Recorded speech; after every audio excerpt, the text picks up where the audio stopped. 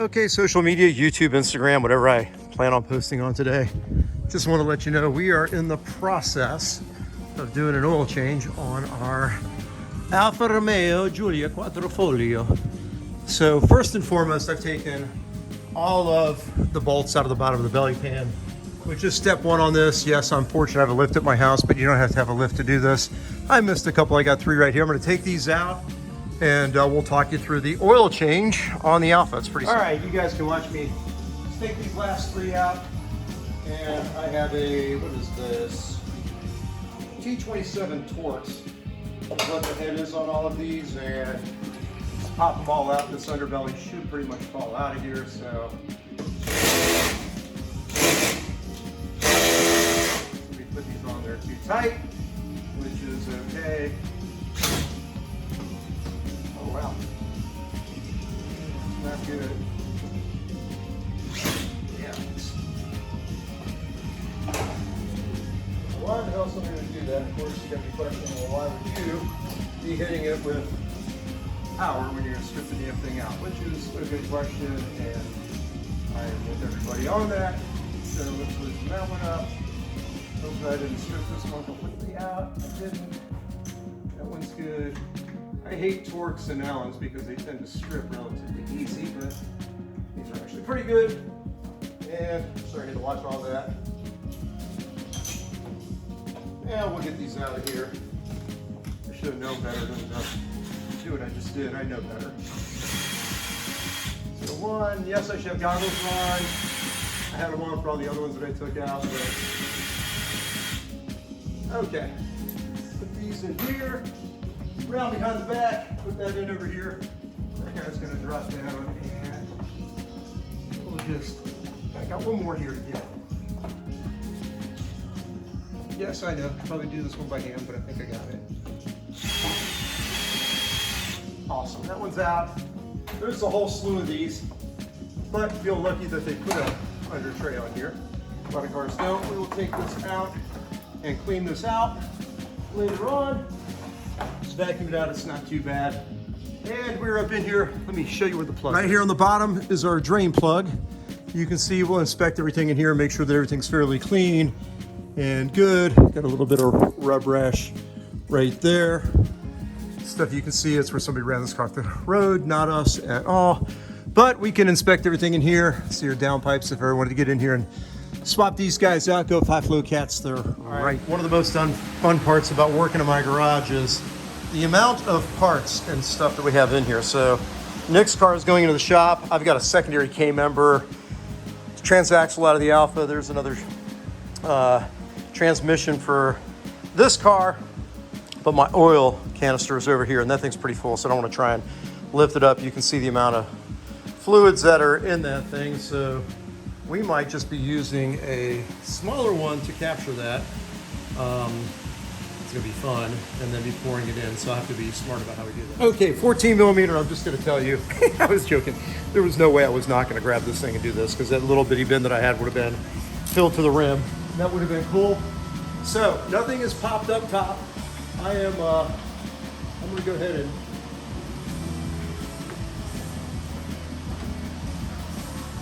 pull the oil plug out of here.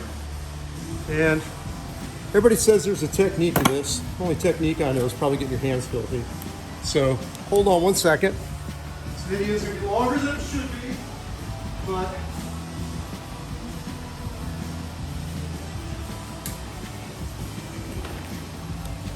see, I got this pan set up. We're already draining a little bit, so I've got this turned, so it will go. And my technique is to turn this guy until I know it's loose, and I'll feel it pop over.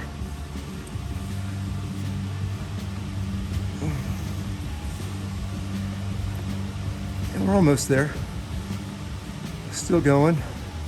Still going, not out yet, almost, almost, almost, almost, almost, almost, there it is.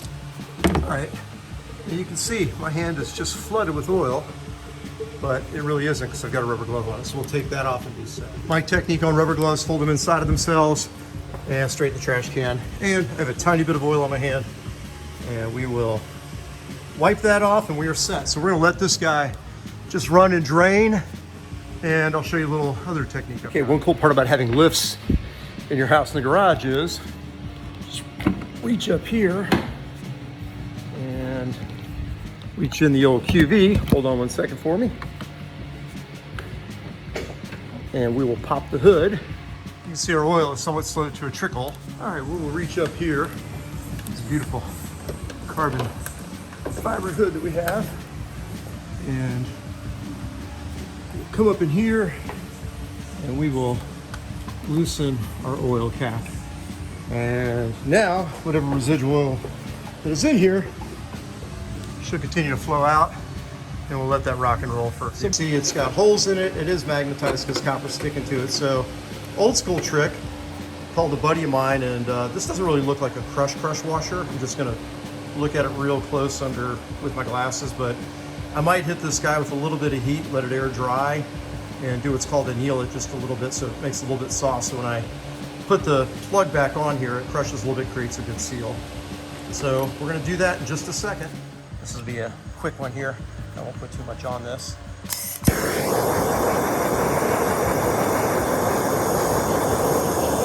Just enough to warm it up a little bit.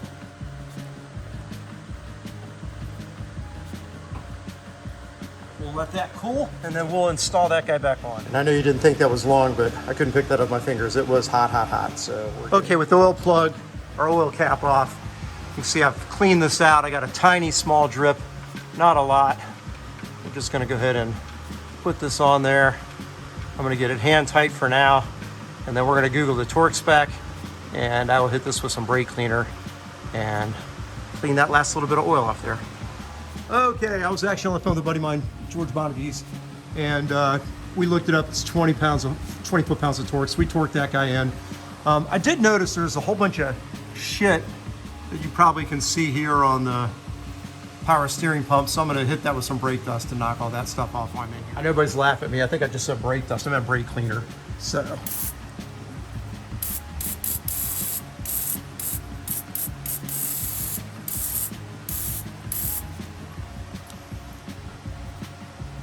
I'll just let that sit on there for a few minutes, and then I'll get up there and wipe it down with a paper towel. And actually, I grabbed the engine degreaser. It's not what I wanted, but we'll hit a brake cleaner in a second. All right, let's try that again.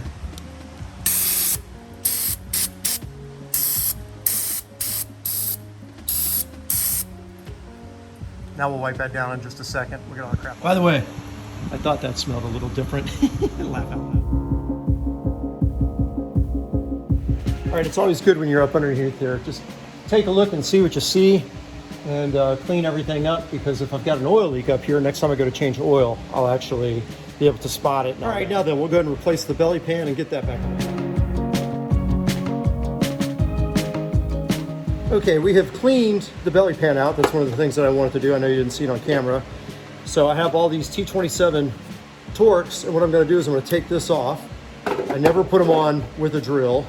Even though I can set a torque setting and torque them on, I'm gonna do them all by hand when I'm putting them on initially, and take this elbow off when I don't need it, but I'm just gonna get all these things put in place, and then I'll torque them down. My method on this is to start in the back, by the way. Tuck this up in here, and that little pocket right there is gonna line up with that pocket. That little pocket's gonna line up with that pocket. This goes up underneath inside of here, you can see it. And then I go to the front, and I start in the front center, and I do the front first, and then I work myself backwards. So that's kind of my technique on here. Let me go wide field of view. So my technique is line up these holes in the back on each side, and you'll see them. They're kind of obvious. You can't miss them. I don't have a lot of light in here. Then I'll do the front, then I'll start the back work.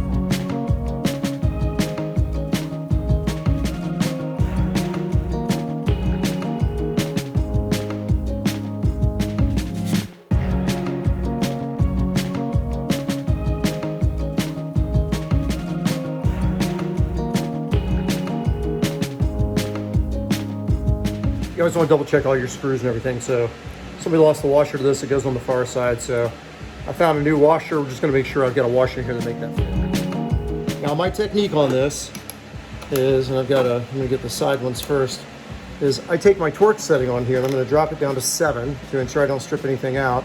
and I'll hand tight them the rest of the way. This will give me a chance to run them up in here. I've got everything in here finger tight and set. So I can just come up here underneath these guys. Funny, I put the same one in the same hole.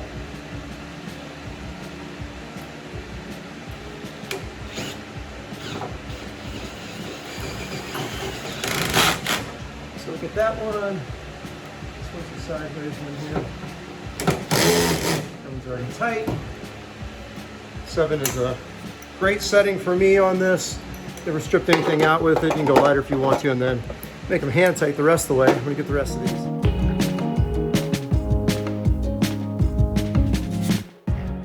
I may not have recorded that, but what I'm going to do now is I'm going to hop in here and go around these guys one last time. I trust my fingers more than I trust the tool. I'll actually go ahead and tighten these up. So let's see how much more I need to go. Nope, that's actually all good. Everything. I went up to 8, by the way. Changed my mind, but everything on there is as tight as I would want it. So we're good. We're actually going to let this car down and start putting our oil in. We'll talk you through that process. Okay, now what you see as we get in here, we have done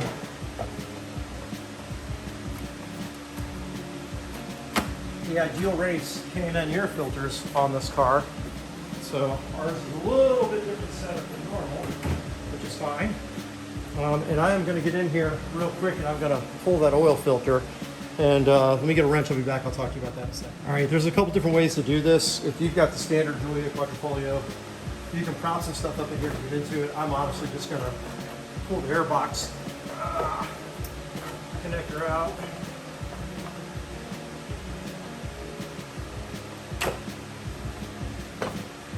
Pull both of those guys free. Should be able to see in here. I'm going to move that out of the way. I have a large crescent wrench, and I literally just put this guy in here and tighten that up on there a little bit, and just give her a little bit of a let's go. And she usually loosens up pretty good, so we will take our time and not hit our carbon fiber. Hopefully you can hear me over there.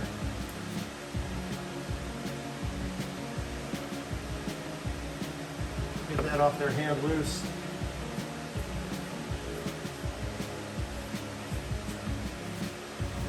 That is set. There's some residual oil in there, so what I like to do is just go ahead and grab a bit of paper towel. Fold that up over here, just like yay. Try not to get it all over the damn place. And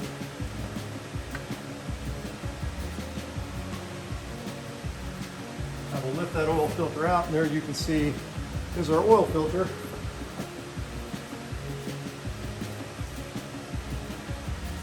Now I've got a little bit of residual oil dropping around down in there. What I will do is just reach around on the bottom of that quickly and wipe it up so it doesn't make a mess, because the way it's set up, it's on an angle and it's leaning in there. So what I will do is I'll go ahead and grab the new one, and you can see we've got 3 sets of seals here. So I'll just grab, I know somebody will probably yell at me if he's the old oil, but the old oil is not that old actually. And let's go ahead and work on lubing up these seals. Clean that oil anyway, so we'll just go all the way around here with some oil. Make sure we get a nice little seal on there. So that's going to seal up. Make sure that those seals are nice and lubed.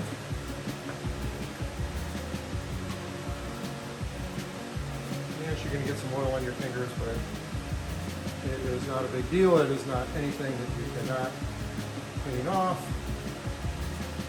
Get that in there. And then we'll go ahead and take the oil filter and set it down in there and start screwing it on. And we'll screw this on by hand.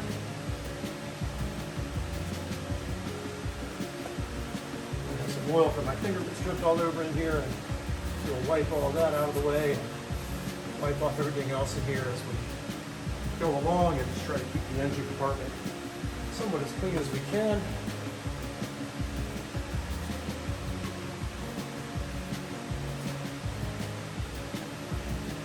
All right, once we have that down on there,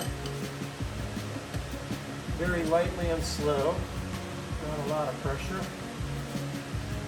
Take this down and make it snug.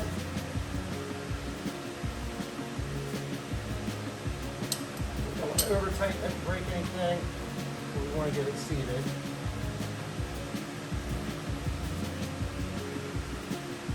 And that should be good right there. Just one more little twist on this to make sure. Yeah, that's good. All right, that is set. Next, we're going to put 6 quarts of oil in here, and then we'll stop and test our oil fluid.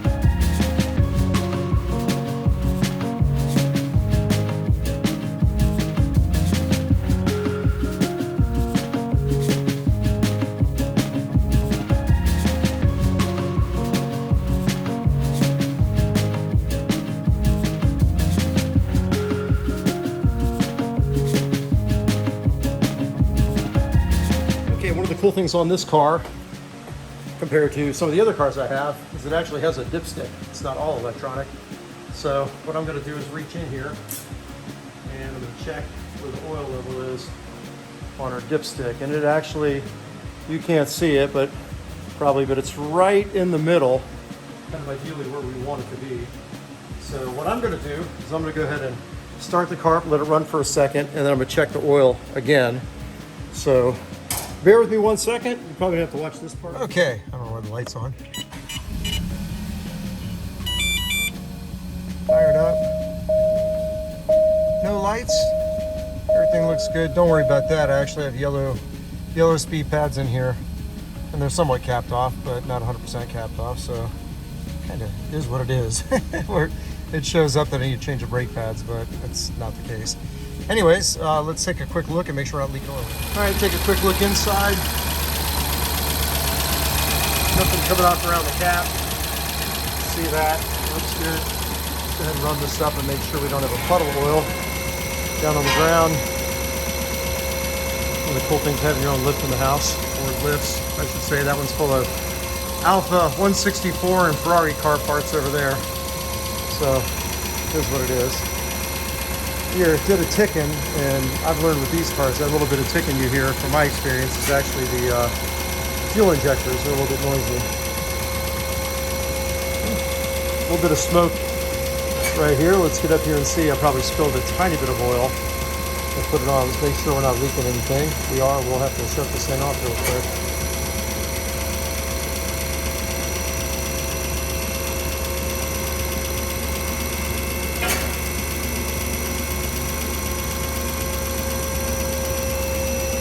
I know, I could have put this on fast motion, right?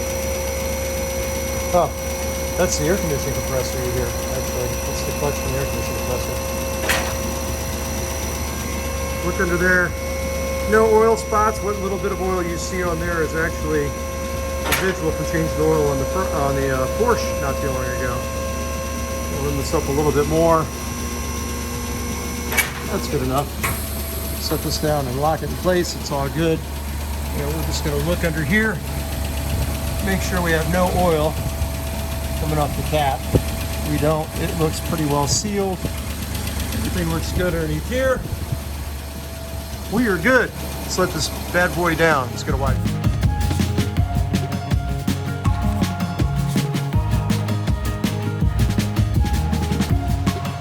Okay, there's our oil change done on our Alfa Romeo Giulia Quadrifoglio, soon to be the DTAM. There is carbon fiber. It's carbon fiber right there, and that whole box is full of carbon fiber parts to convert this into a GTAM. So coming soon, and we might have a little something down here. All done. Lights are good. Pressures, temperatures are up. We'll let it run here for just a couple of minutes.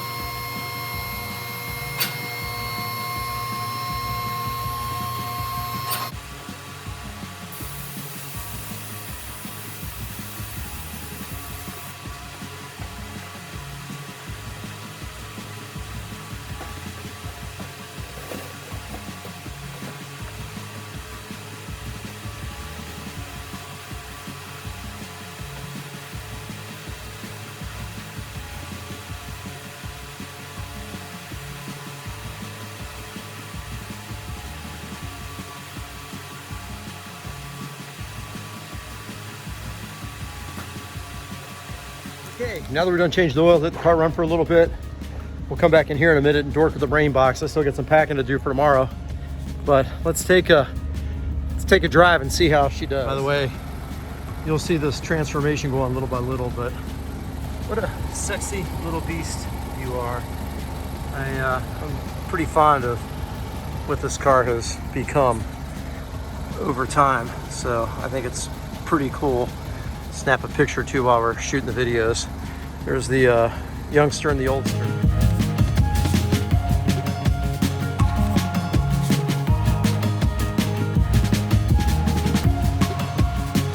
So funny, they put a tag on this car to rotate the tires and they're staggered. I have no idea what they were thinking. Anyways, 45,306 is what it says and 45,036 is what it says on the odometer. So under the 3,500 miles will change this oil again. It's you know, a lot of people will tell you, take care of your cars, take care of your engine, which oil is the lifeblood of the engine, and it will last you a super long time. And I know this is crooked.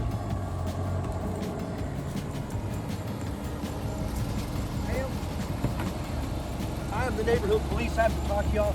Y'all are in violation of walking friendly dogs out here without permission. Did they give you permission? Huh? This one's got a smile on his face. He looks too happy. I don't know about all this. I don't know about all this.